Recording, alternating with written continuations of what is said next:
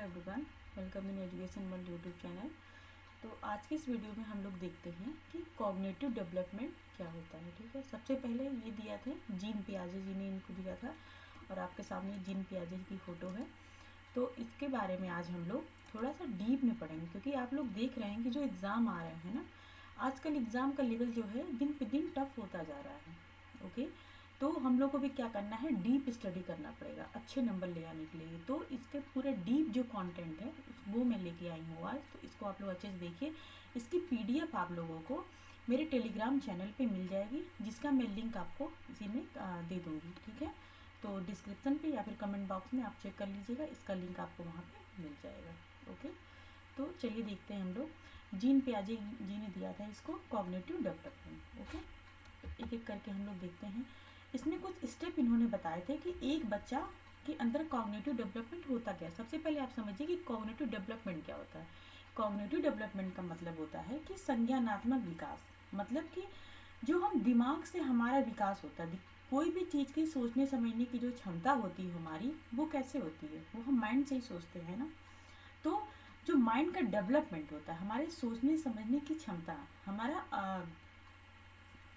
मूर्त चिंतन से अमूर्त चिंतन करने की जो क्षमता है, वही कहलाती है कॉग्निटिव डेवलपमेंट। ओके, तो एक स्टेप वाइज स्टेप हम लोग देखते हैं कि क्या वर्ड उन्होंने किस चीज़ के लिए यूज किया है। इससे रिलेटेड क्वेश्चन आ सकते हैं, तो आप लोग देखिएगा। पहला बताया है इन्होंने अनुकूलन, जिसको बोलते हैं कस्टमाइजेशन। इस स्टेज में बच्चा क्या करता है कि अनुकूलन का अर्थ ये होता है कि समाज जो भी चीज़ें हमारे आसपास चल रही हैं, उनके अकॉर्डिंग हम अपने आप को ढाल दें, मतलब उनके अकॉर्डिंग हमारा अनुकूलन हो जाए। ओके, तो इसमें आप देखिए, अनुकूलन का अर्थ है कि समाज या वातावरण को देखते हुए उसमें खुद को ढालने की जो क्षमता है, जो व्यवहार में जो परिवर्तन हुआ है, उसको बोलते हैं कस्टमाइजेशन, मतलब कि अनुकूलन। इसका उदाहरण आप याद कर सकते हैं, जैसा देश वैसा देश, ये होता है अनुकूलन। मतलब खुद को अनुकूलित कर लेना, हमारा जैसा वातावरण है उस हिसाब से हम क्या करते हैं, अनुकूल बना लिए अपने को।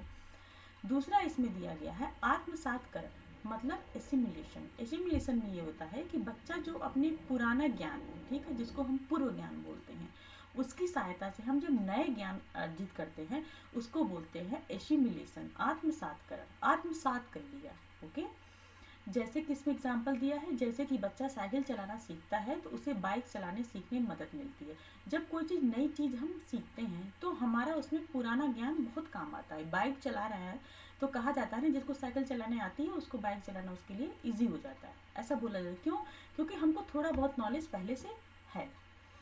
और नेक्स्ट इसमें दिया गया है साम्य धारणा। साम्य धारणा का मतलब होता है कंसेप्शन। इसमें बच्चा क्या होता है, जब एक बार आत्मसात हो गया कोई भी चीज़, उसको आगे मतलब पूर्व ज्ञान उससे नॉलेज ले लिया, ठीक है, उसके बाद वो क्या करेगा, जो आगे आने वाला ज्ञान है उसके बीच समायोजन स्थापित करेगा, मतलब मध्यस्थता होगी, एक संतुलन बना के चलेगा। ठीक है, और नेक्स्ट होता है स्कीमा। आपने बहुत बार देखा होगा एग्जाम में ये टर्म हमेशा आता है, स्कीमा क्या होता है।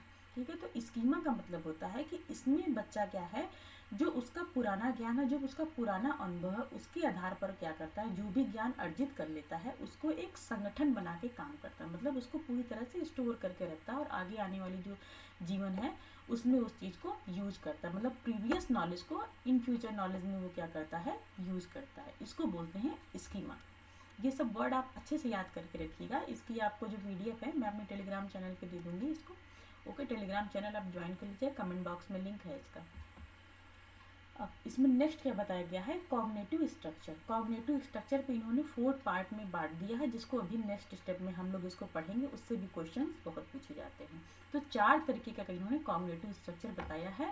ठीक है, संवेदी अवस्था, पूर्व संक्रियात्मक अवस्था, मूर्त संक्रियात्मक एंड औपचारिक संक्रियात्मक अवस्था। ठीक है, 4 तरीके का बताया गया है इसमें कि कब बच्चा क्या क्या सीखता है और कैसे इसका संज्ञानात्मक विकास होता है, यही क्या है स्टेप इसमें बताया गया है। ठीक है, नेक्स्ट देखिए क्या नेक्स्ट लिखा है, मेंटल ऑपरेशन। मेंटल ऑपरेशन का मतलब इसमें ये होता है कि बच्चा खुद को किसी समस्या का समाधान खोजने के लायक बना लेता है, मतलब पूरी तरह से अपने दिमाग का ऑपरेशन कर डाला, इसे समझिए इसको, कि उसके बाद फिर वो क्या होता है कि मतलब खुद से सोचने समझने के लायक हो जाता है, वो खुद से चिंतन कर सकता है, अपनी समस्याओं का समाधान कर सकता है। ये आता है मेंटल ऑपरेशन, मतलब मानसिक संक्रिया में।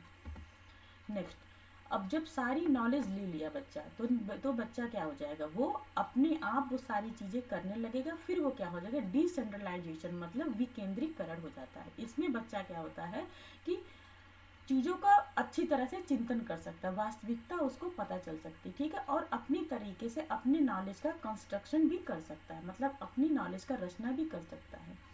तो ये क्या हो जाता है, ये लास्ट स्टेप में होता है। ओके, जैसे कि मान लीजिए आप देखेंगे जो थोड़े से बड़े बच्चे हो जाते हैं, तो उसमें ये होता है कि किसी बच्चे को कोई खिलौना दे दिया जाता है, तो वो उसका पूरी तरह से तोड़ मरोड़ करके देख लेता है कि इसमें क्या क्या चीज़ है, क्यों चल रहा है, क्यों ये नाच रहा है, क्यों ये गा रहा है, ऐसा होता है ना।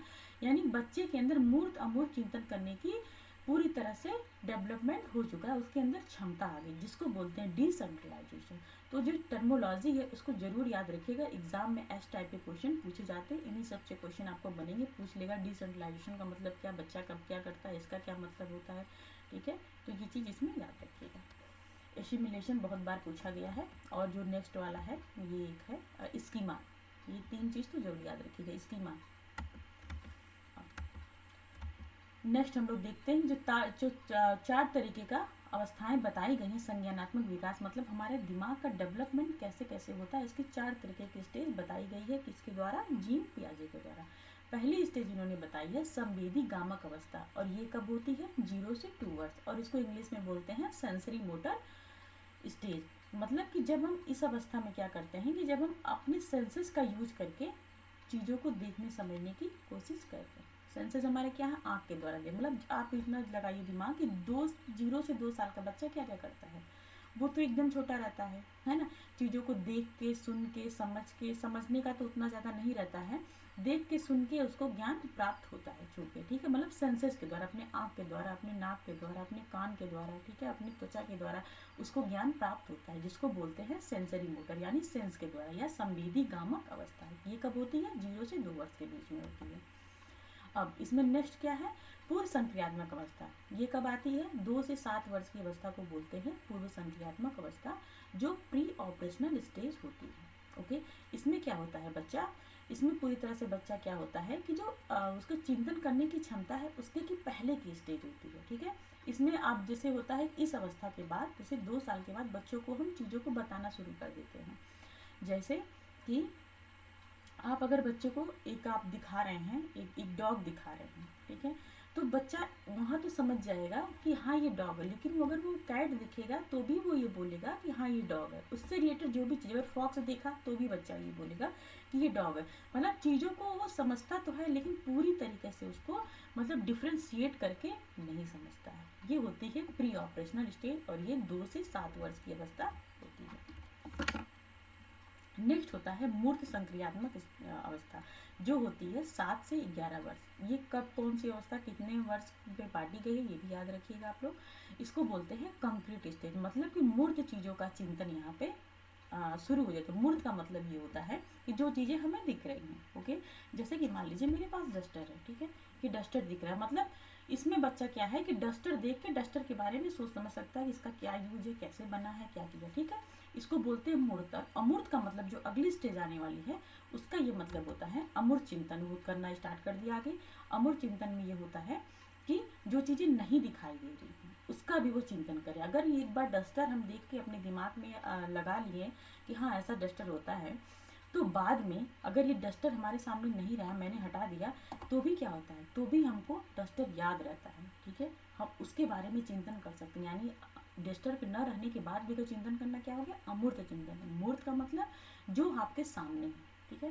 तो उसके बाद बच्चा क्या कर लिया, 11 से 15 वर्ष में वो अमूर्त चिंतन करना शुरू कर दिया, मतलब जो चीज़ें सामने नहीं उसके बारे में भी वो चिंतन कर सकता है। ओके, तो ये आपका पूरा टोटल हो गया जीन पियाजे का के बारे में। इन से चीज़ों से क्वेश्चन बनता है जो काफ़ी डीप है। इसको आप लोग जरूर से अच्छे से पढ़ लीजिएगा, इसके नोट्स बना लीजिएगा, और नोट्स आप लोग मेरे टेलीग्राम चैनल पे डाउनलोड कर सकते हैं, ठीक है। Thank you so much for joining. और बाकी की आगे की वीडियो में मैं और भी थ्योरीज पे वीडियो बनाऊँगी, ठीक है। और आपके कोई भी क्वेश्चन होगा तो आप कमेंट बॉक्स में उसको पूछ सकते हैं। Thank you so much.